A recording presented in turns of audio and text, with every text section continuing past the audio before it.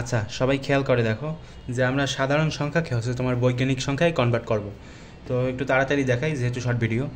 তো দেখো 4567000, তো এটাকে আমি প্রথমে ক্যালকুলেটারে উঠাই। মনে করো যে আমি কোনো একটা যোগ বিয়োগ গুণ ভাগ এরকম একটা কিছু করলাম, তো সেটার উত্তর আসলো এরকমভাবে। ঠিক আছে, তো আসলো ভালো কথা, মনে করো আসছে। তো এখন আমি কিভাবে কি চেঞ্জ করব, মানে এই যে সাধারণ সংখ্যা এখান থেকে আমি কিভাবে ইঞ্জিনিয়ারিংয়ে যাব, মানে ইঞ্জিনিয়ারিং যে সংখ্যা অর্থাৎ সায়েন্টিফিক নাম্বারে কিভাবে যাব। তো সেখানে যাওয়ার জন্য তোমরা প্রথমে ফরম্যাটে প্রেস করবে, প্রেস করার পরে এখন নিচে দেখো এখানে লেখা আছে ইঞ্জিনিয়ারিং নোটেশন। তো এখানে যদি তোমরা যাও তাহলে তোমরা কী পাবা বলো তো? এখানে তোমরা পাবা 4.567 গুণ 10⁶, ঠিক আছে। তো সেটা আমি এখানে লিখে রাখছি, ভালো কথা, লিখে রাখছি।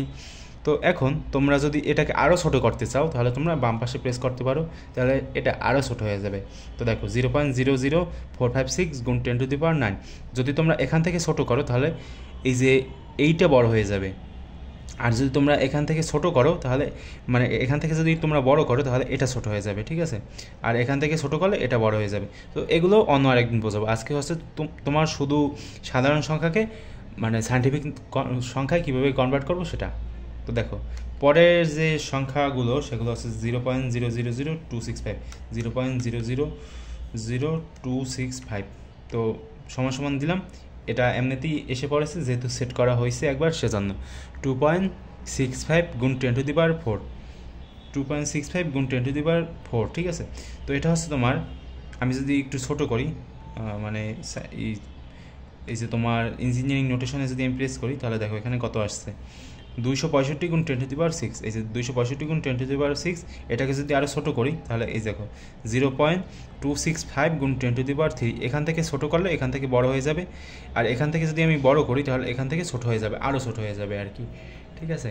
তো এগুলো হয়তো সবাই জানো যে এখান থেকে ছোটো করলে এটা বড় হয়ে যাবে, বা এটা বড় করলে এটা ছোটো হয়ে যাবে, ঠিক আছে, ভালো কথা।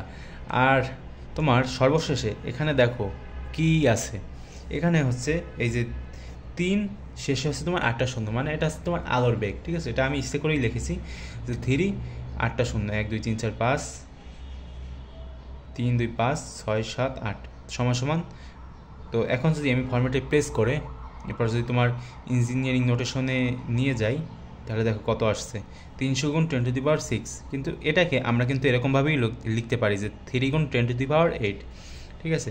এখান থেকে যদি আরও ছোটো করি তাহলে আমরা এরকমভাবেই লিখতে পারি 0.3 গুণ 10⁹।